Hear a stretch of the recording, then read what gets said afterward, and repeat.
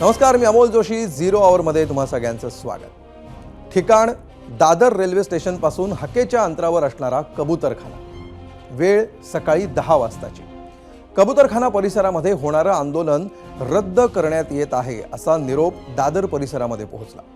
आंदोलन रद्द झाल्याची चर्चा सुद्धा स्थानिकांमध्ये सुरू झाली. मात्र त्यानंतर अर्ध्या तासात म्हणजे 10:30 वाजण्याच्या सुमाराला अचानक कबूतरखाना परिसरामध्ये आंदोलक जमा झाले. कबूतरखान्यावर झाकलेल्या ताडपत्रीकडे त्यांनी मोर्चा वळवला.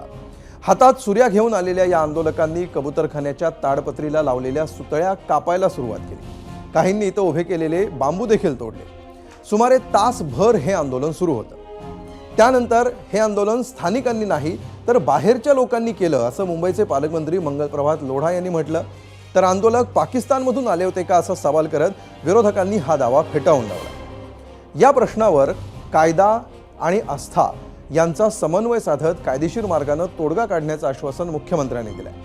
तर दादरमधला कबूतरखाना इतरत्र हलवण्याच्या पर्यायावर सुद्धा गेल्या अनेक दिवसांपासून चर्चा सुरू आहेच. दुसरीकडे कबूतरखाना दादरमध्येच राहावा अशी जैन समाजाची मागणी आहे.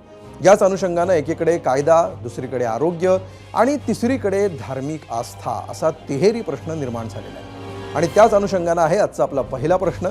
तो पाहण्यासाठी जाऊया पोल सेंटरला. बघा आजचा आपला पहिला प्रश्न. दादरचा कबूतरखाना इतर ठिकाणी स्थलांतरित करावा असं तुम्हाला वाटतं का? होय आणि नाही असे 2 पर्याय आहेत. यापैकी योग्य पर्याय तुम्ही निवडू शकता आणि तुम्हाला हवा असलेल्या पर्यायाला तुम्ही वोट करू शकता.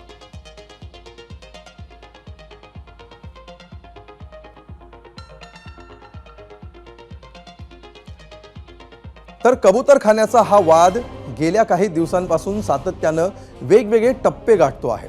अगदी अधिवेशनापासून ते आजच्या दिवसापर्यंत या वादाचा प्रवास नेमका कसा राहिलाय बघूया ग्राफिक्सच्या माध्यमातून.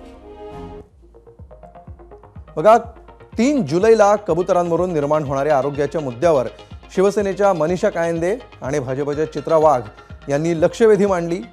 पावसाळी अधिवेशनामध्ये 31 जुलैला कबुतरांना खाद्य देणाऱ्यांवर कारवाई करा असे स्पष्ट आदेश उच्च न्यायालयाने दिले. त्यानंतर 2 ऑगस्टला पालिकेकडून ताडपत्री झाकून संपूर्ण कबूतरखाना बंद करण्यात आला. त्यानंतर न्यायालयाच्या निर्णयानंतर कबूतरखान्यावर तोडकाम करण्यासाठी पालिकेच्या पथकानं धडक दिली. स्थानिकांकडून एकत्र येत या कारवाईला विरोध करण्यात आला. कारवाई न करताच हे पथक माघारी गेलं. जैन समाजाकडून त्यानंतर मुंबईमध्ये शांतिदूत यात्रा सुद्धा काढण्यात आली. त्यानंतर 5 ऑगस्टला जैन समाजाच्या प्रतिनिधींची मुख्यमंत्र्यांसोबत बैठक झाली. मुख्यमंत्र्यांनी पालिका प्रशासनाला सबुरीचा सल्ला दिला. पर्यायी व्यवस्था होईपर्यंत नियंत्रित खाद्य पुरवठा करा असे निर्देश देखील मुख्यमंत्र्यांनी दिले.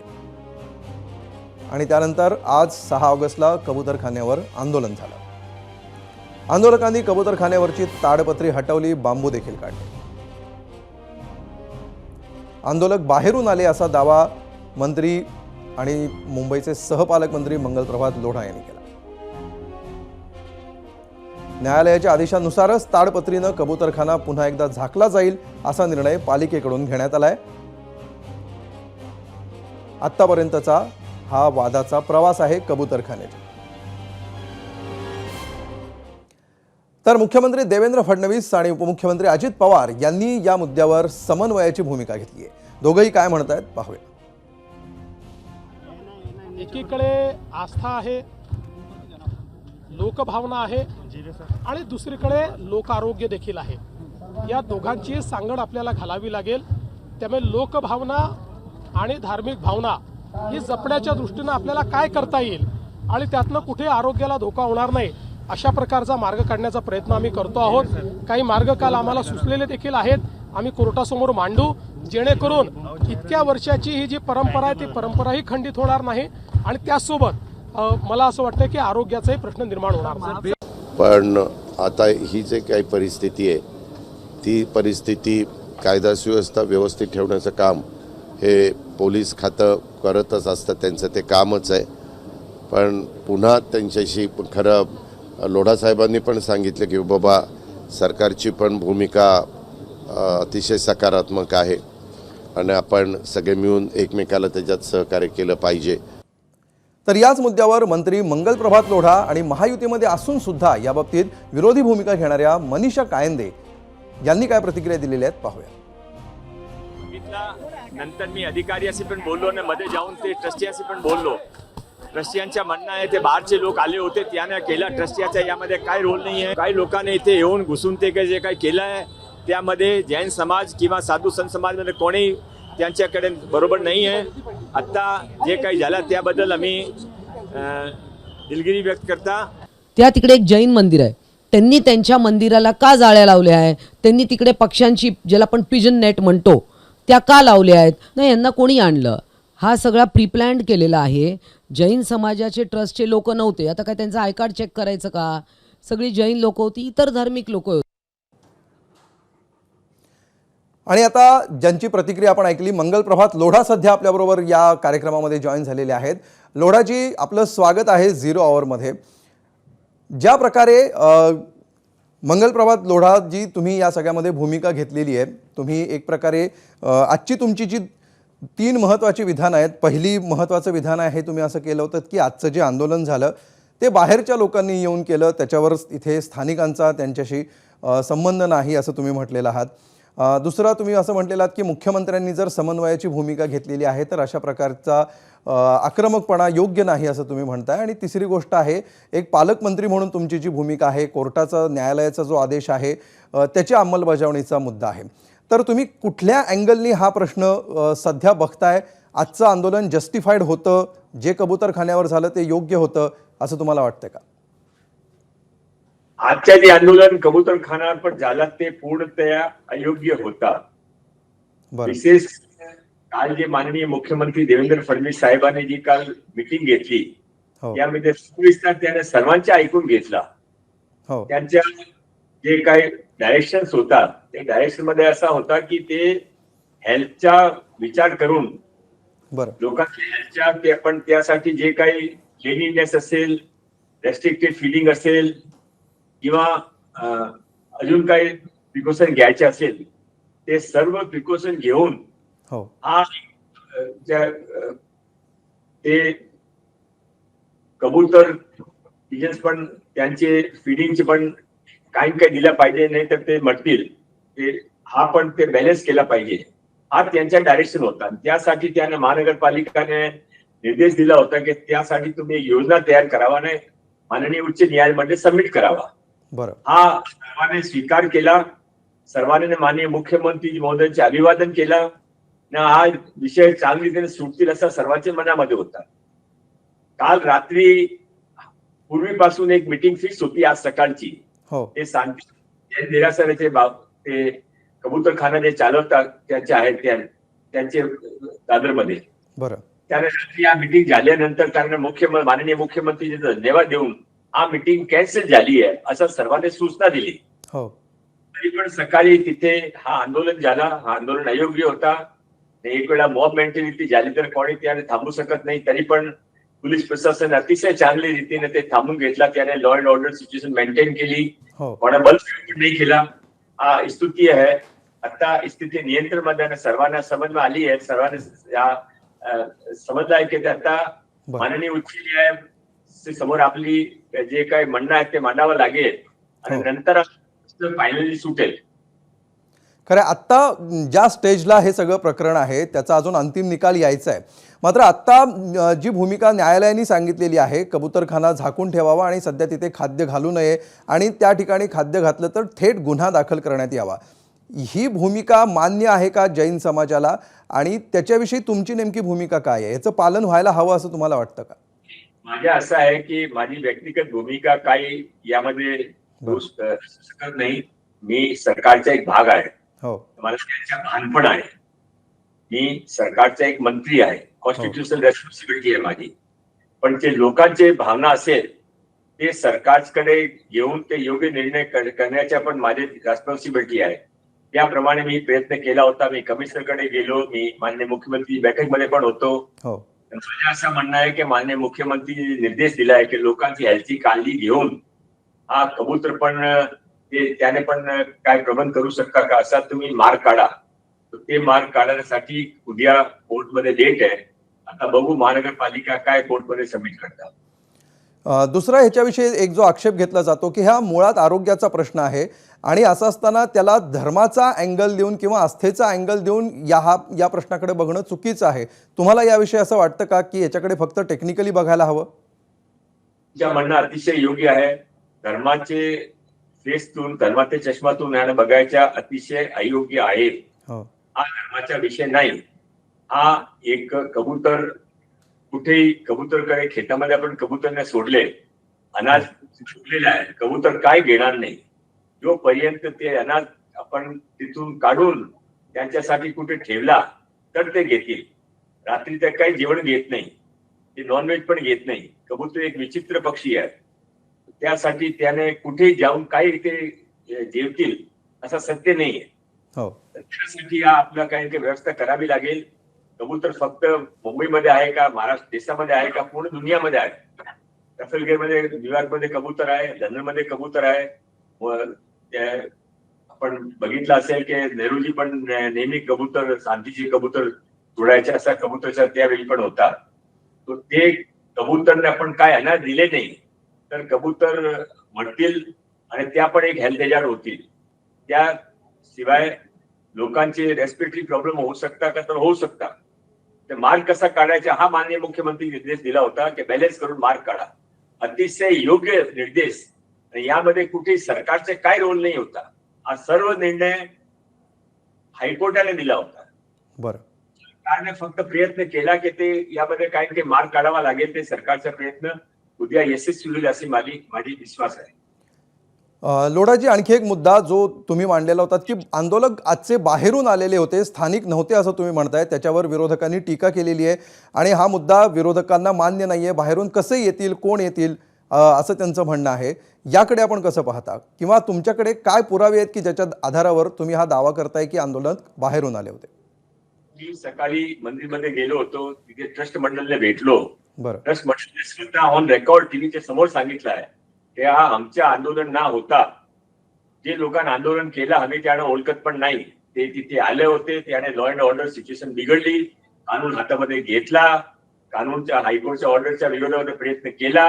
हा त्याने मान्य नाही, उद्या आधी मान्य नाही, उद्या मान्य होणार नाही. कोणी लॉ अबॅइडिंग माननीय मुख्यमंत्रीजीने असा निर्देश दिलाय, कोणी स्वतःहून आपलं नुकसान करून घेत नाही.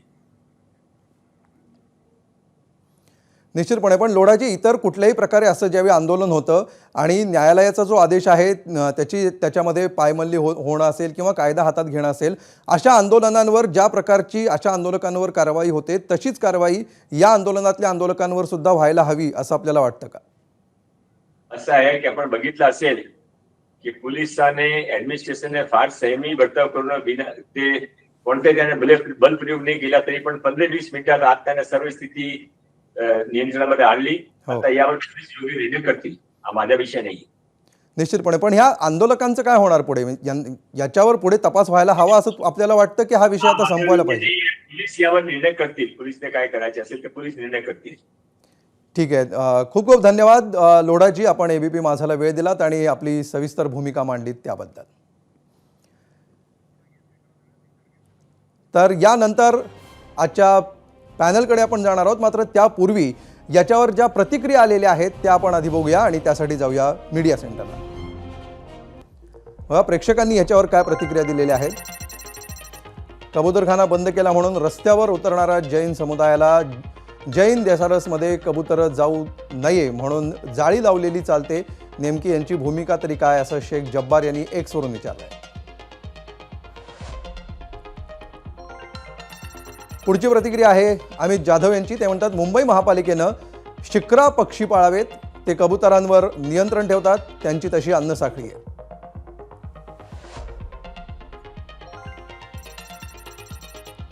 शंतनू गौतम यांचं म्हणणं आहे की कायमचे हद्दपार करून टाका, कबुतरांमुळे आरोग्यावर अनेक घातक परिणाम होतात. पुढची प्रतिक्रिया यूट्यूबवर आलेली आहे राज खुर्दे यांची. प्राणीप्रेम असावं पण नागरिकांच्या आरोग्यावर परिणाम झाला तर विचार करणं आवश्यक आहे.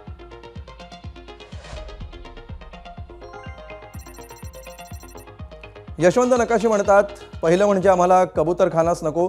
ज्यांना कोणाला कबुतरांचं एवढं प्रेम आहे त्यांनी मुंबईतील सर्व कबुतरं त्यांच्या स्वतःच्या घरी घेऊन जावी. तर इन्स्टावर राम माळी यांची प्रतिक्रिया, एवढं मोठं आरेचं जंगल आहे, तिकडे त्यांच्यासाठी जागा द्या, मग कबुतरांवर प्रेम करणारे जातील तिकडे आरे कॉलनीमध्ये. तर कुणाल एम यांची प्रतिक्रिया आहे की हो, तुमच्याशी सहमत आहोत. कबुतरांचं पर्यावरण खाद्य साखळीमध्ये काहीही योगदान नाही, यापेक्षा चिमण्यांना दाणे टाका.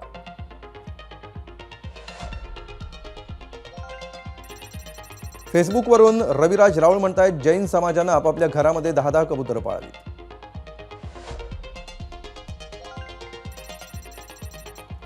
सचिन काळे यांचं म्हणणं आहे की खरं तर कबूतर उपद्रवी पक्षी आहे. फेसबुकवर आलेली ही प्रतिक्रिया.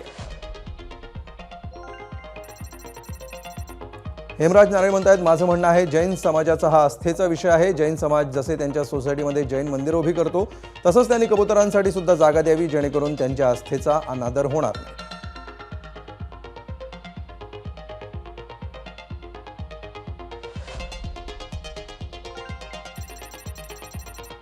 तर सचिन काळे यांचं म्हणणं आहे की खरं तर कबूतर हा उपद्रवी पक्षी आहे. आणि यानंतर आपण चर्चेकडे वळणार आहोत. या विषयावर चर्चा करण्यासाठी आपण जाऊया गेस्ट सेंटरला. सध्या आपल्याबरोबर या विषयावर चर्चा करण्यासाठी शिंदेंच्या शिवसेनेचे राजू वाघमारे आहेत, भारतीय जनता पक्षाचे अवधूत वाघ आहेत आणि राजकीय विश्लेषक रोहित चंदावरकर सुद्धा आहेत. सुरुवात करूया आपण राजू वाघमारे यांच्यापासून. राजूजी, ज्या प्रकारे मनीषा कायंदे यांनी आज दिवसभर भूमिका घेतली, तुमच्या पक्षाच्या प्रवक्ते आहेत, प्राणीशास्त्राचे अभ्यासक म्हणून घेतली आणि साधारणपणे जी काही एक भूमिका कबूतरखाना असावा की नसावा यावरून दिसली, याच्यामध्ये तुमची नेमकी अधिकृत भूमिका काय आहे? तुम्ही सत्ताधारी पक्षामध्ये आहात तरीसुद्धा तुमची भूमिका ही तुम्ही अगोदर मांडा आणि त्यानंतर मग आपण या विषयाला पुढे नेऊया.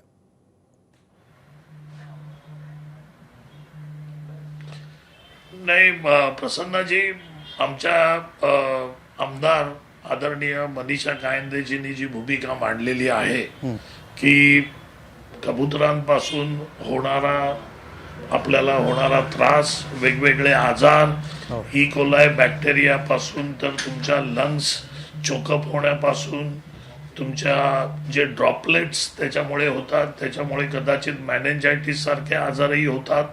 आता मध्येच आपण सफर झालेलो होतो करोना सारख्या भयंकर आजाराने, आणि करोना सारखा आजार हा शेवटी लंग्सशी निगडीत आहे आणि कबुतरांच्या ड्रॉपिंगमुळे लंग्सवर जो परिणाम होतो, श्वसनावर जो परिणाम होतो, श्वसनाच्या सगळे जे अवयव आहेत त्याच्यावर परिणाम होतो. आणि या सगळ्याच्या गोष्टीचा अभ्यास करून त्यांनी हे सांगितलेलं की कबुतरांचा जो वाढता वावर आपण शहराच्या मध्यभागी किंवा जिथे जिथे लोकवस्ती आहे तिकडे आपण करतो, तर त्याच्यामुळे त्रास हा होतोच आहे आणि याच्यावर संशोधनही झालेलं आहे. आणि हा जो त्रास आहे, हा त्रास कोणत्याही परिस्थितीत कमी झाला पाहिजे. त्याच्यासाठी आपण एका बाजूला असं म्हणत नाही की कबुतरांना आपण तिथे ठेवायचं नाही किंवा कबुतरं मारून टाकायची किंवा कबुतरं दुसरीकडे न्यायची. प्राणी मात्रावर दया करणं हा आपल्या संस्कृतीचा भाग आहे. राजू वाघमारेजी, यातली टेक्निकल भूमिका तुम्ही तर मांडलेली आहेच, मात्र आता ह्याच्या पुढे जाऊन माझा प्रश्न असा आहे की ज्या प्रकारे अशा प्रकारची आंदोलनं हाताळली गेली पाहिजेत तशाच प्रकारे तितक्याच समन्यायी पद्धतीनं आजचं आंदोलन हाताळलं गेलं की याच्यामध्ये काही फरक दिसला तुम्हाला?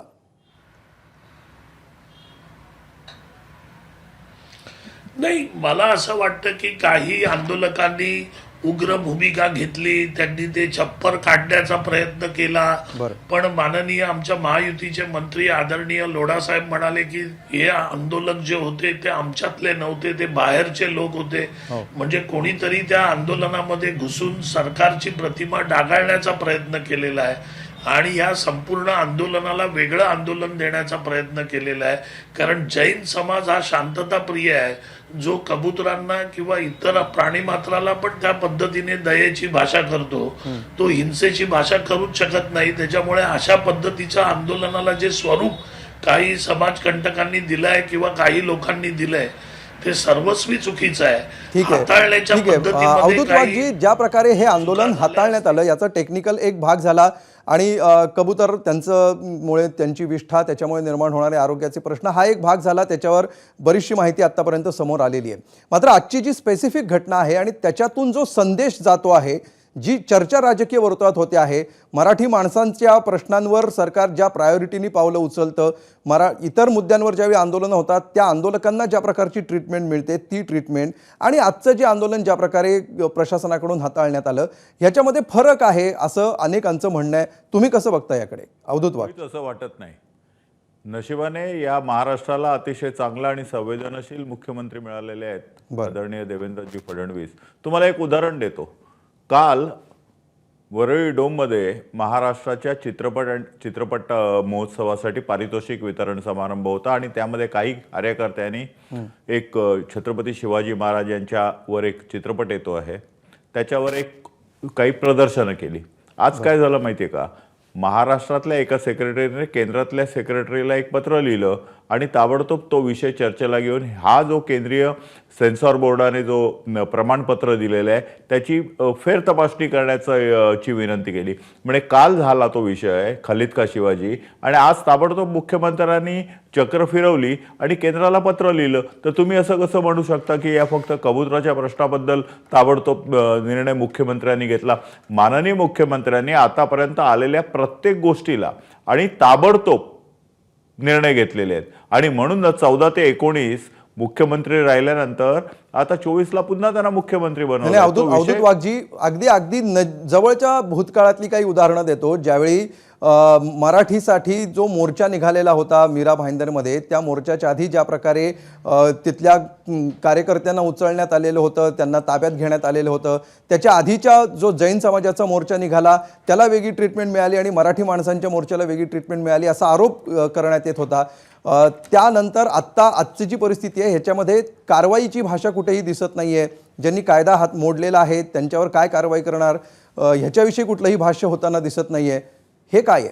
मला असं मुळीच पुन्हा वाटत नाहीये, कारण मीरा भाईंदरमध्ये जे 2 मोर्चे निघाले ते काय झाले ती आता जुनी गोष्ट झाली, पण त्यावर आम्ही सविस्तर आणि कित्येक वेळा बोललेलो आहोत. काही लोकांना भाषेच्या नावावर, धर्माच्या नावावर भेद करून या हिंदू समाजामध्ये, सनातन समाजामध्ये भेद पाडायचा आणि ही एक पद्धतच आहे. आता ही तुम्ही जे म्हणता ना पेटा नावाची संस्था, ही पेटा नावाच्या संस्थेचा फंडिंग कोण देतो? या पेटा नावाच्या संस्थेला संपूर्ण परदेशातनं फंडिंग येतं आणि त्यांचा एकमेव कार्यक्रम आहे की हिंदू धर्म आणि हिंदू सण आणि सनातन संस्कृतीवर आघात करणं. इथे नागपंचमीचा सण असो किंवा रंगोत्सव असो किंवा होळीचा सण असो, नेमका त्याच वेळी त्यांना कसं काय आठवतं? प्राणी प्रेम आठवतं. आत्ता मगाशी कोणतरी बोललं की हा कबुतरांचा प्रश्न नाहीये. सनातन धर्म किंवा हिंदू धर्म फक्त कबुतरांवर प्रेम करणारा नाहीये, समस्त प्राणी मात्रांवर प्रेम करणारा आहे. निश्चितपणे परंतु त्याचबरोबर मुद्दा हा आहे अर्ध्या मिनिटात मात्र सध्या जो आपण विषय घेतलेला आहे त्याच्याकडे मी पुन्हा एकदा ही चर्चा घेऊन जाऊ इच्छितो. रोहित चंदावरकरांकडे आपण जाऊया.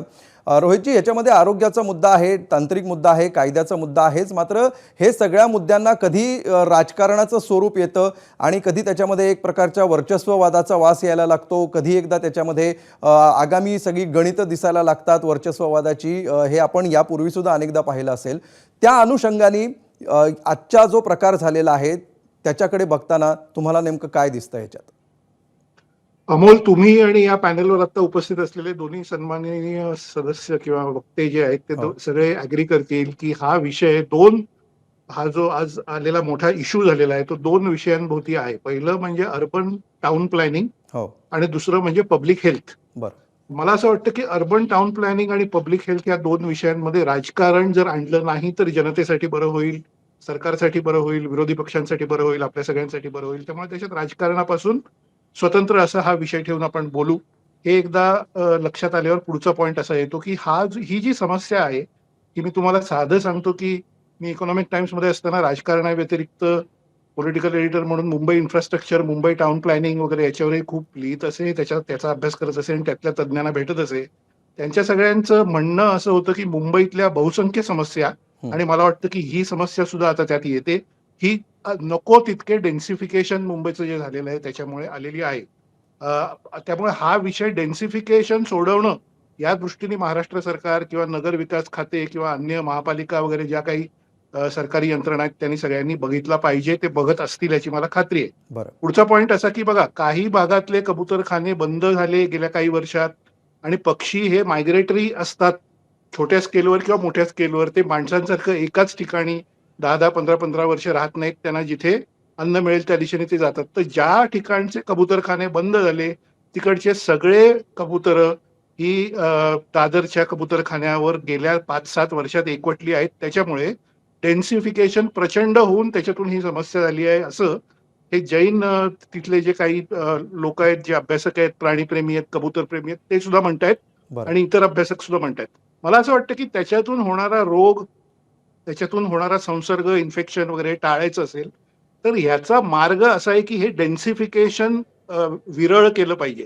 अति गर्दी कुठली माणसांची असो अन्य कोणाची असो ती एका ठिकाणी झाली तर ती स्प्रेड आउट करणं ही याच्यावरची समस्या असू शकते. त्याच्यातनं सुवर्ण मध्य साधता येईल असं माझं मत आहे पत्रकार म्हणून, आणि त्या चॅनल म्हणून एबीपी माझाचंही तसं मत असेल याची मला खात्री आहे. शेवटचा पॉइंट बरं. की हे करत असताना दोन्ही बाजूंचं म्हणणं लॉजिकल आहे, योग्य आहे. दोन्ही बाजूंनी बघितलं तर पब्लिक इंटरेस्ट किंवा प्राण्यांचे इंटरेस्ट, पक्ष्यांचे इंटरेस्ट यातच ते आहे. तर मला असं वाटतं सुवर्ण मध्य असा आहे की ह्याच्यावरचा कुठलाही ऍक्शन, कुठली कारवाई ही एकदम एका दिवसात अचानक न करता ती स्प्रेड आउट केली पाहिजे. म्हणजे ती 1-2 महिने 4 महिन्याचा कालावधी घेऊन हळूहळू केली पाहिजे. संसर्ग जो होतोय तो काय 24 तासात होतोय आणि लगेचच माणूस जातोय किंवा काय होतंय असं नाहीये. काही बरं. हळूहळू होणारी प्रोसेस आहे. ती जर तुम्हाला रिव्हर्स करायची असेल, ती जर आरोग्याच्या दृष्टीने पावलं टाकायची असतील तर आधी त्या परिसरात, अन्य परिसरात किंवा स्प्रेड आउट एरियामध्ये कबुतरांसाठी अन्य ठिकाणं ओपन करणे आणि बरं. ते पक्षी हे आपल्यापेक्षा त्यांना तो सेन्स जास्त असतो. ते जिथे अन्न किंवा खाद्य, पाणी याच्या ठिकाणी ते जातात असं अभ्यासकांचं मत आहे. त्याच्यामुळे ही गर्दी स्प्रेड आउट करणं माणसांची सुद्धा आणि प्राण्यांची सुद्धा हे याच्यावरचं सोल्युशन असू शकतं आणि हा विषय राजकारणापासून दूर ठेवला पाहिजे असं मला अगदी ठामपणे वाटतं. अमोल. ठीक. किशोर तिवारी आपल्याबरोबर आहेत. ठाकरेंच्या शिवसेनेचे प्रवक्ते आहेत. किशोरजी, ज्या प्रकारे आजचं आंदोलन झालं याच्यातला अनेक मुद्दे आहेत जैन समाजाचे ज्याच्यावर काल सुद्धा आपण चर्चा केलेली होती. मग तो हत्तीचा असेल, मासळी बाजाराचा असेल, मंदिराचा असेल, अनेक मुद्दे आहेत. पण आज ज्या प्रकारे शांतताप्रिय समजला जाणारा, आत्तापर्यंत तसाच प्रकारे इतिहास असलेला हा समाज अचानकपणे रस्त्यावर उतरला, आंदोलन केलं, त्या ठिकाणची ताडपत्री फाडून टाकली आणि त्यानंतर हे आंदोलक बाहेरनं आलेले होते, स्थानिकांनी हे केलं नाही, अशा प्रकारे सुद्धा त्याचं स्पष्टीकरण इथल्या स्थानिक जे प्रतिनिधी आहेत त्यांनी दिलेलं आहे. तुम्ही या प्रकाराकडे कसे पाहता? हा आस्थेचा आणि कायद्याचा असा संघर्ष आपण पाहता की त्याच्या पलीकडे आणखी काही याच्यामध्ये अंडरकरंट्स तुम्हाला दिसतात? नाही, कसं आहे, मला कबुतरांच्या याच्यावर एकनाथ शिंदे बोलले होते की यांना असं बंद करू नका, यांना तुम्ही दाना पाणी बिलकुल बंद करणे का नाही वगैरे त्यांनी म्हटलं होतं. आणि कबुतरांचा इतिहास फार मोठा आहे. राजे सगळे कबूतर वापरायचे निरोप देण्यासाठी आणि शहराची प्रतिमा कबुतरांमुळे खराब होते. कबूतर, मी तर जगात पाहतो कबुतरांची प्लेसेस आणि सगळं, आणि Kabutar Khana is very renowned thing. I feel so the politics and the म्हणजे एज्युटेशन वगैरे जे आहे ते आता सरकारने हाताळलं पाहिजे. पण सध्या सरकारमध्ये असं आहे की काही लोक सरकारमध्ये कबूतर राहू नये असे मनस्थितीत आले आहे आणि काही लोक जे आहेत ते कबुतरांचं संरक्षण करायला आहेत. तर सरकारने निर्माण केलेला प्रश्न आहे, सरकारने हाताळला पाहिजे. रोहितला मी पुष्कळ दिवसापासून बघतो अमोल. निश्चितपणे. पण किशोरजी, तुमच्या पक्षाची भूमिका काय आहे? कबूतरखाना इथे राहायला पाहिजे की तिकडून दुसरीकडे हलवला पाहिजे? नाही, कबूतरखान्याची तर ओळख आहे दादरमध्ये. बरं. कबूतरखाना राहायला पाहिजे. आणि ही जी कबुतरासारखी झाली आहेत पक्षातील लोक, ती सुद्धा शिस्त व्यक्त केली पाहिजे सरकारने पहिले. म्हणजे तुम्ही पक्ष म्हणून ही ते भूमिका मांडताय की कबूतरखाना राहायला पाहिजे या ठिकाणी, असं तुमची अधिकृत भूमिका तुम्ही मांडताय किशोरजी? अरे कबूतरखाना दादर की शान आहे भैया. लोक म्हणतो की मी कबूतर खाण्यापाशी राहतो म्हणून. आता त्यांची संख्या वाढली आहे तर त्याच्यामुळे आता हे नवीनच प्रकार सुरू झालेला आहे. तर मला असं वाटते की सरकार म्हणून हो. त्यांनी काही कार्यक्रम आखला असेल तर त्यांनी आखावा, मात्र कबूतर बिचारी रस्त्यावर मेलेली पडली आहे तर काहीतरी त्याच्यावरही ठीक आहे, मग राजू वाघमारेजी, ज्या प्रकारे जर विरोधक सुद्धा हे म्हणत असतील कबूतरखाना असायला पाहिजे, सत्ताधाऱ्यांचं पण म्हणणं हे असेल, तर मग हा संघर्ष मिटण्यात नेमके अडथळे काय आहेत आणि हे लवकरच दूर होतील असं तुम्हाला गेल्या 12 तासात ज्या काही घटना घडतायत आणि त्याला ज्या प्रकारचे रिस्पॉन्सेस येत आहेत त्याच्यावरून असं वाटतं का की आता ह्याचं सोल्युशन निघू शकेल?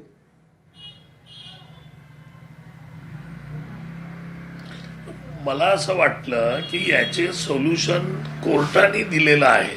हो. आपण आपल्यामध्ये ज्यावेळी प्रश्न सुटत नाहीत त्यावेळी ते प्रश्न घेऊन संविधानाने दिलेल्या न्याय व्यवस्थेकडे आपण जातो आणि न्याय व्यवस्था जो निर्णय देते तो आपण पाळण्याचा प्रयत्न करतो. नवे प्रयत्न आपण तो केलाच पाहिजे, कारण शेवटी न्याय व्यवस्था सर्वोच्च आहे. आता आपल्यामध्ये हा प्रश्न सुटत नाहीये. काही जणांना वाटतं पाहिजे, काही जणांना वाटतं नको, काही जणांना वाटतं हेल्थ रिलेटेड इश्यू जो आहे तो खूप मोठा आहे. त्याच्यामुळे जर न्यायालयाने निर्णय घेतलाय तर न्यायालयाचा आपण अवमान करू शकत नाही. आपण त्यांना कबुतरांसाठी पर्यायी व्यवस्था करू शकतो, आपण त्यांच्यासाठी वेगळ्या प्रकारच्या गोष्टी त्यांना देऊ शकतो. पण जर प्रचंड प्रमाणात एकाच ठिकाणी कबुतरांची संख्या वाढली तर त्यांच्या ड्रॉपलेट्सचं प्रमाण वाढणार आणि त्या ड्रॉपलेट्समुळे जे आजार होतात ते होणारच आहेत. ते आपण हवेत त्याला तेथे कानाडोळा करून चालणार नाही. मग त्याच्यासाठी हे बोलण्यात अर्थ नाही की सरकार त्याची काळजी घेईल. आता सरकार काय काळजी घेणार? ठीक आहे, म्हणजे आपण सगळे, मला असं वाटतं की हा न्यायालयाचा प्रश्न आहे आणि जसा रोहित चंदावरकर यांनी सांगितलं की हा टाउन प्लॅनिंगचा सुद्धा प्रश्न आहे. पुढच्या विषयाकडे आपल्याला जायचंय, मात्र किशोरजी हात वर करतायत. किशोरजी, अगदी थोडक्यात. नाही, हे बघा, माझे मित्र आहेत रावते साहेब, तर रावते साहेब कबूतरखान्याच्या बाजूलाच राहतात. आणि मी रावते साहेबांना विचारलं तर रावते साहेब म्हणाले की हा प्रकार मला पहिल्यांदाच कळतोय, आणि माझ्या आयुष्यात मी कधी आम्हाला इथं रोगराई झालेली मी पाहिली नाही. तर किशोरजी, तुम्ही एक उदाहरण देतायत. कबूतरखान्यावर राहणारे दुसरे नेते आहेत, मनसेचे संदीप देशपांडे, ते कालच आमच्याकडे म्हणून गेले की माझाही जन्म तिथे गेला आणि किती त्रास होतो हे आम्ही भोगतो. आता बघा, हा तर फारच संशोधनाचा विषय झाला की कबुतरांमुळे रोगराई फैलते. सायंटिफिक कारणावर इलाज केला पाहिजे. ठीक आहे, हा जो महत्वाचा मुद्दा आज आपण चर्चेत घेतो आहोत त्याच्यातला आरोग्याचा प्रश्न आणि न्यायालयीन प्रश्न, याच्यावर कोर्टाचा ज्यावेळी अंतिम निकाल येईल आणि त्याच्याकडे आपलं लक्ष राहीलच, आणि शिवाय सरकार याच्यावर काय तोडगा काढतं हे बघणं सुद्धा महत्त्वाचं असणार आहे. मात्र आजच्या आंदोलनाच्या निमित्तानं त्याचे काही अंडरकरंट्स तपासण्याचा आपण प्रयत्न केला. हे सगळे मान्यवर आपल्याबरोबर पुढच्या चर्चेसाठी सुद्धा उपस्थित राहणार आहेत. आता आपण वळूया आजच्या दुसऱ्या विषयाकडे. महाराष्ट्रातल्या राजकीय वर्तुळाचं लक्ष आज दिवसभर होतं ते दिल्लीकडे, कारण दोन्ही शिवसेनांचे प्रमुख अर्थात उद्धव ठाकरे आणि एकनाथ शिंदे हे दोघंही आज दिल्लीमध्ये होते. एकनाथ शिंदेंनी आज अगोदर गृहमंत्री अमित शहांची भेट घेतली, त्यानंतर त्यांनी सहकुटुंब पंतप्रधान नरेंद्र मोदींची सुद्धा भेट घेतली. त्याचबरोबर उद्धव ठाकरे सुद्धा आज दिल्लीमध्ये पोहोचले. विमानतळावर त्यांच्या खासदारांनी त्यांचं जोरदार स्वागत केलं. त्यानंतर ते शरद पवारांच्या दिल्लीच्या घरी गेले. उद्धव ठाकरे 3 दिवस दिल्लीमध्ये असणार आहेत. इंडिया आघाडीच्या उद्याच्या बैठकीला ते हजर राहणार आहेत. एकमेकांचे कट्टर प्रतिस्पर्धी असणारे हे दोन नेते दिल्लीमध्ये आपापलं राजकीय कौशल्य वापरत असल्याचं सध्या दिसतंय. दोन्ही नेत्यांच्या या दिल्लीवारी मागची औपचारिक कारणं काय आहेत हे दोन्ही पक्षांनी जाहीरपणे सांगितलेलंच आहे. मात्र या औपचारिक कारणांपलीकडे दोन्ही नेत्यांच्या या दिल्लीवारी मागे नेमकं काय आहे या प्रश्नाचा वेध घेण्याचा आपण प्रयत्न करणार आहोत, आणि त्याच अनुषंगानं आहे आजचा आपला दुसरा प्रश्न. बघूया पोल सेंटरला आजचा आपला प्रश्न. उद्धव ठाकरे आणि एकनाथ शिंदे एकाच दिवशी दिल्लीमध्ये, केंद्रातल्या राजकारणामध्ये कोण वरचढ ठरेल? 4 पर्याय आहेत. उद्धव ठाकरे, एकनाथ शिंदे, दोघेही आणि दोघेही नाही. यावर या 4 पैकी तुम्हाला योग्य वाटेल तो पर्याय निवडू शकता आणि तुमचं मत नोंदवू शकता. तर दिल्लीतल्या आजच्या या भेटीगाठींनंतर एकनाथ शिंदेंनी काय प्रतिक्रिया दिलेली आहे पाहा. अरे आमचं काही बंद दाराआड नसतं बाबा, सगळं उघडं आहे. आणि आम्ही खासदारांसोबत गेलो, खासदारांच्या काही विषय होते ते मांडले तिकडे, आणि अमितभाईंचं देखील कार्यपद्धती आपल्याला माहीत आहे. ते ताबडतोब त्याच्यावर ॲक्शन घेतात आणि त्यामुळे अमित भाईंच्या बरोबर देखील महाराष्ट्रातल्या विषयांवर चर्चा झाली, निवडणुकांच्या विषयावर चर्चा झाली आणि एक अतिशय चांगली चर्चा त्या ठिकाणी झालेली आहे. तर आता एकनाथ शिंदे दिल्लीमध्ये असतील आणि त्यावर संजय राऊत खोचक प्रतिक्रिया देणार नाहीत असं तर होऊ शकत नाही. पहा राऊतांनी काय टोला लगावलाय. त्यांना दिल्लीतच थांबावं लागतं ना, जसे इतर भाजपच्या नेत्यांना राज्यातल्या हायकमांडला भेटण्यासाठी दिल्लीत थांबावं लागतं. रात्री अपरात्री वाट बघावी लागते, गवतावर बसावं लागतं. जर त्याची जर विजार पांढरी असेल तर त्या गवत लावून त्या लॉनचं मुंबईला परतावं लागतं. हा इतिहास आहे दिल्लीचा. आणि पुन्हा एकदा या विषयावरची चर्चा करण्यासाठी जाऊया गेस्ट सेंटरला. आपल्याबरोबर 4 गेस्ट आहेत. किशोर तिवारी जी आहेत, राजू वाघमारे आहेत, अवधूत वाघ आहेत आणि रोहित चंदावरकर सुद्धा आहेत. या सेगमेंटची सुरुवात आपण करूया रोहित चंदावरकरांपासून. रोहितजी, या दोघांच्या प्रतिक्रिया काय आहेत, त्यांची अधिकृत भूमिका काय आहे हे तर त्यांनी स्वतः सांगितलेलं आहे, त्यांच्या पक्षाचे नेते सांगतातच आहेत. मात्र ज्या गोष्टी सांगितल्या जात नाहीत, मात्र ज्या गोष्टींकडे राजकीय वर्तुळामध्ये सातत्याने चर्चा असते, आडाखे बांधले जातात, या दोघांच्याही दिल्ली दौऱ्यामागची राजकीय गणितं नेमकी काय असू शकतात, याविषयी आपण काय सांगाल? अमोल, महाराष्ट्राच्या राजकारणात आता 25-30 वर्ष आपण हे सगळे ऍक्शन कव्हर करत असल्यामुळे, सगळं बघत असल्यामुळे 95 सालापासून आपल्याला अशा असंख्य भेटी वारंवार बघायला मिळतात. 2 मोठ्या नेत्यांमधल्या, 3 नेत्यांमधल्या वगैरे. आणि सामान्यतः पहिली गोष्ट मी तुम्हाला ही सांगतो, बाहेर आल्यानंतर कुठल्याही पक्षाचे असो, एका पक्षाचं, एका नेत्याचं नाव मी घेत नाही, कुठल्याही पक्षाचे नेते असो, ते जे काही सांगतात, कुठल्या निमित्ताने मीटिंग झाली, काय झाली चर्चा, असं जे सांगतात ते सामान्यतः ते तसं नसतं. हा एक पहिला मुद्दा आपण आपल्या प्रेक्षकांना सांगू. म्हणजे एक गुडविल मीटिंग होती, सदिच्छा भेट होती, खासदारांबद्दल त्यांचे काही विषय आहेत, त्यांचे काही विकासाचे मुद्दे होते, शेतकऱ्यांचे प्रश्न असं होते. या केसमध्ये महाराष्ट्राचे उपमुख्यमंत्री एकनाथ शिंदे म्हणत असतील तर ते तसं नाहीये. अनेक इतर विषय आहेत जे की त्यांना ओपनली सांगता येत नाहीयेत. तर आपल्या प्रेक्षकांसाठी थेट आपण काय विषय आहेत त्याच्याकडे जाऊ. कारण दिल्लीमधले असंख्य सोर्सेस, मुंबईतले काही जाणकार आणि खुद्द शिंदे यांच्या जवळचेही काही माणसं जे आहेत त्यांच्याकडून आपल्याला माहिती मिळत असते. पहिली गोष्ट, सुप्रीम कोर्टामध्ये शिवसेनेला दिले गेलेलं चिन्ह आणि शिवसेनेच्या आमदारांची सदनामधली अपात्रता या विषयाचं जे काही पिटिशन किंवा जे काही प्ली सगळी आहे त्याच्यावर निर्णय येत्या 1-2 महिन्यात होणार अशी प्रचंड जोरात चर्चा दिल्लीत सुरू आहे. त्याच्याबद्दल केंद्रीय गृहमंत्री अमित शहाजी यांना किंवा इतरांना माहिती मिळाली असणार की कुठल्या दिशेने ते जात आहे वगैरे. तर ते निर्णय आल्यानंतर काय तयारी करायची हा एक विषय चर्चेत होता, याच्याबद्दल काही वाद नाही. दुसरा विषय चर्चेत असा आहे सरळ की महाराष्ट्रात महापालिका, जिल्हा परिषदा वगैरे याच्या ज्या निवडणुका येत आहेत आणि त्या फार महत्वाच्या आहेत, कारण ती मिनी असेंब्ली आहे, त्या साधारण डिसेंबर-जानेवारीच्या सुमाराला होतील. त्याच्यामध्ये जागा वाटप करायचं का, कुठे काय करायचं, मुंबईत करायचं का, ठाणे, नवी मुंबई, पुणे ह्याच्यात काय करायचं, याच्याबद्दलची प्राथमिक एक तपासणी, निर्णय नव्हे, केवळ चर्चा आणि प्राथमिक तपासणी हा दुसरा विषय असल्याचं आपल्याला समजतंय. तिसरा विषय अर्थातच असा आहे की महाराष्ट्रामध्ये शिंदे यांच्या आमदारांच्या बद्दल आणि 1-2 मंत्र्यांच्या बद्दल गेल्या काही दिवसामध्ये जी काही त्यांचे व्हिडिओज वगैरे याच्यावर येणं आणि ते मग अजित पवार यांचे एक मंत्री माणिकराव कोकाटे यांच्याही बद्दल तशी काही येणे व्हिडिओ वगैरे, हे सगळं झाल्यानंतर माणिकराव कोकाटे यांच्याबद्दल खाते बदलाची कारवाई करण्यात आली. राष्ट्रवादी काँग्रेसचे मंत्री, त्यांचं कृषी खातं काढून घेण्यात आलं आणि तसा आदेश महाराष्ट्र सरकारने जाहीर केला. तसं शिंदे यांच्या आमदारांच्या बाबतीत किंवा त्यांचे जे काही सहकारी आहेत त्यांच्या बाबतीत, मंत्री वगैरे यांच्या बाबतीत काय करायचं काय नाही करायचं याच्याबद्दलची थोडी चर्चा, हा एक विषय थोडा झाला असं समजतंय. आणि शेवटचा 4था विषय जो की फार महत्वाचा आहे आणि मला वाटतं तोच खरं तर पहिल्यांदा सांगायला हवा होता, तो असा विषय म्हणून की लवकरच होणारी भारताच्या नव्या उपराष्ट्रपती पदाची निवडणूक. आणि त्याच्यामध्ये लक्षात घ्या की उद्धव ठाकरे यांचे 9 खासदार आता आहेत आणि त्याच्यामुळे त्यांचं बळ आहे तिथे. महाविकास आघाडीची पण मीटिंग झाली दिल्लीमध्ये, आपल्याला माहिती आहे, आज उद्धव ठाकरे सुद्धा तिथे होते.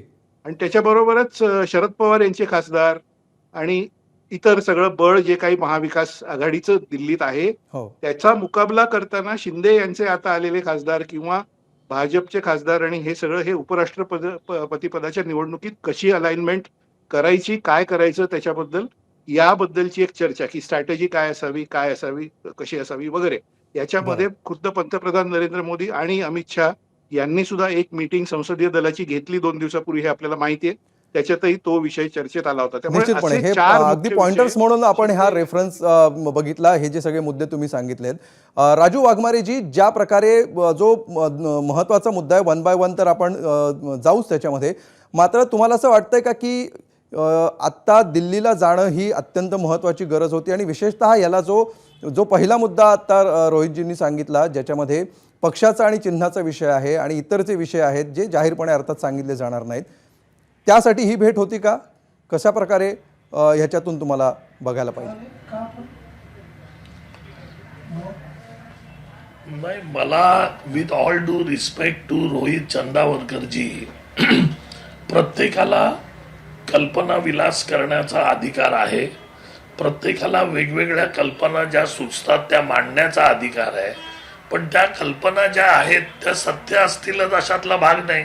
आता सिंपल गोष्ट आहे, ते जे म्हणतात की कोर्टाचा जो निर्णय आहे तो कोर्टामध्ये ती संपूर्ण केस प्रलंबित आहे, युक्तिवाद होणं बाकी आहे, काही गोष्टी त्याच्यात सबमिट करणं बाकी आहे. त्याच्यामुळे कोर्ट हा निर्णय घेणार आहे.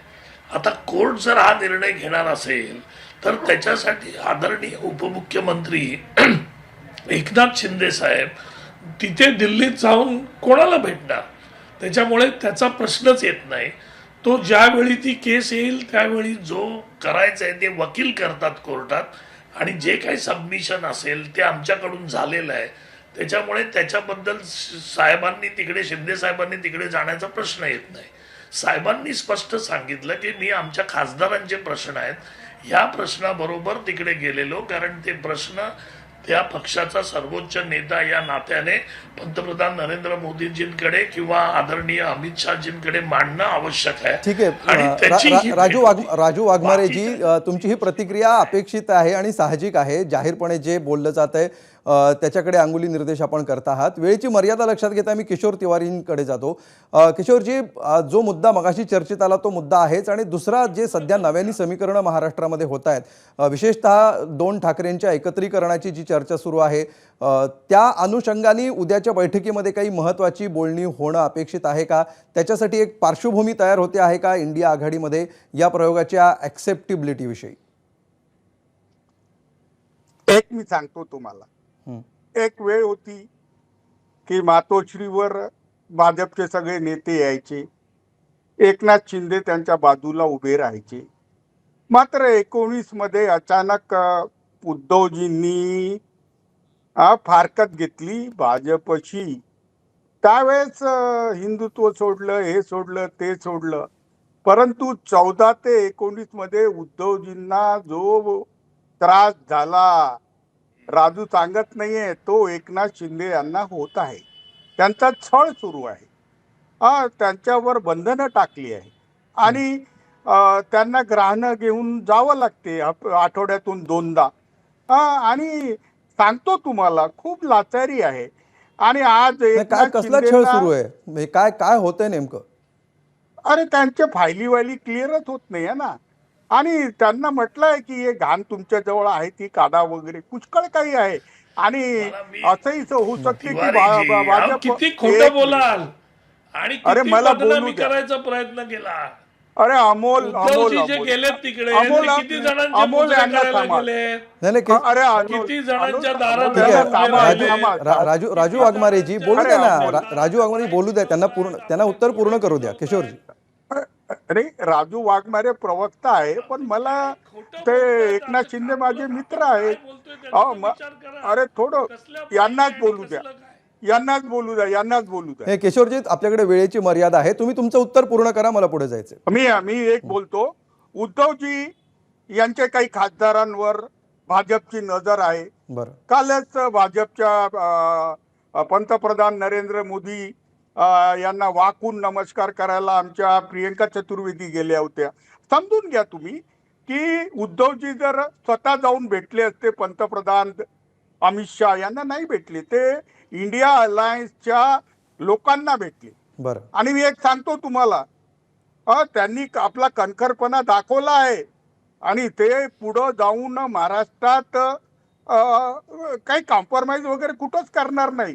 आणि इंडिया अलायन्स सोबत आहेत, राहुल गांधी सोबत ते आता भोजन करतील आणि त्या चर्चा करतील. मात्र मातोश्रीचं ठीक आहे. महत्व कमी ठीक आहे, झालं. ठीक आहे किशोरजी, एकनाथ तुमचा मुद्दा शिंदे- लक्षात आलेला आहे. अवधूत वाघांकडे पण जाऊया. अवधूत वाघजी, ह्या दोन वेगवेगळ्या नेते एकाच वेळी दिल्लीमध्ये आहेत. या दोन्हीकडे एकाच पातळीवरून पाहताना तुम्हाला काय फरक दिसतो या दोघांच्या दिल्ली भेटीमध्ये? उद्धवजी ठाकरे दिल्लीला गेले, का गेले, कशाला गेले, कधी गेले याच्याबद्दल मला सोयरसूतक पण नाही आहे. त्यांनी रोज जावं किंवा न जावं.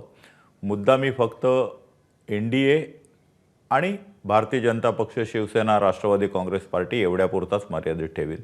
राज्य आणखीन केंद्र यांच्यामध्ये जे काही एक कॉमन सब्जेक्ट्स असतात, त्या कॉमन सब्जेक्ट्सच्या अनेक गोष्टी आता सध्या पेंडिंग आहेत, ज्याच्यासाठी केंद्राची मंजुरी हवी.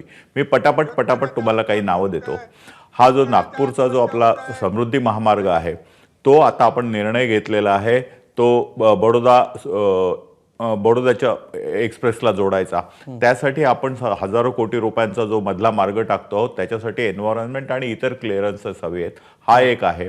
गोरेगाववरून मुलुंडपर्यंत जाणारा जो भुयारी मार्ग आहे, जो संजय गांधी उद्यानाच्या आतून जातो, त्याच्या क्लिअरन्सेस काही बाकी आहेत.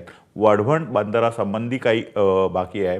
BDD चाळीचा आणि BPTच्या मध्ये असलेल्या रहिवाशांच्या संदर्भामध्ये सुद्धा काही प्रश्न बाकी आहेत. आणि एवढंच नव्हे तर कुलाब्यामध्ये काही मच्छीमार नगर आहे, कोळीवाडे आहेत, तिकडची जागा आज नेव्हीची आहे. त्या लोकांना आपल्याला SRA मध्ये आणायचं आहे. असे अनेक गोष्टी ज्या मला माहिती आहेत UD खाली आदरणीय एकनाथजी शिंदे यांच्याकडे येतात. त्या सर्व गोष्टींचा संपूर्णपणे हे फॉलोअप करावं लागतं. शेवटी ते मंत्री आहेत. उपमुख्यमंत्री असणं एक गोष्ट वेगळी, ठीक आहे. परंतु त्या खात्याचे राजकीय मंत्री पक्ष आहेत. म्हणून आपली जी त्या भूमिका आहे खात्याचे ती मंत्री म्हणून आपण सगळ्यांनी मांडलेली आहे आणि वेळेची मर्यादा संपलेली असल्यामुळे आपल्याला ही चर्चा आता इथे कन्क्लूड करावी लागते आहे.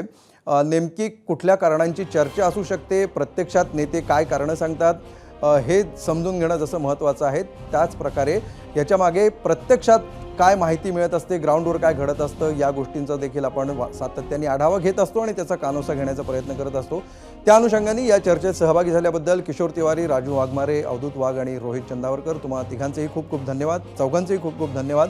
ते आज जे 2 प्रश्न आम्ही विचारलेले होते त्याला काय कौल आलेले आपण बघूया. पहिला प्रश्न पोल सेंटरला. पहिला प्रश्न होता, दादरचा कबूतरखाना इतर ठिकाणी स्थलांतरित करावा असं तुम्हाला वाटतं का? 11,000 लोकांनी यावर प्रतिक्रिया दिलेल्या आहेत. 77% लोक म्हणतात होय, 23% लोक म्हणतात नाही. दुसरा प्रश्न बघा. आजचा आपला दुसरा प्रश्न होता, उद्धव ठाकरे आणि एकनाथ शिंदे एकाच दिवशी दिल्लीत, केंद्रातल्या राजकारणामध्ये कोण वरचढ ठरेल? यामध्ये 4 पर्याय होते, त्यापैकी उद्धव ठाकरे वरचढ ठरतील असं 67% लोकांना वाटतंय. एकनाथ शिंदे हा पर्याय निवडलाय 22%, दोघंही असं म्हणतात 5% लोक, तर दोघंही नाही असं 6% जणांना वाटतं आहे.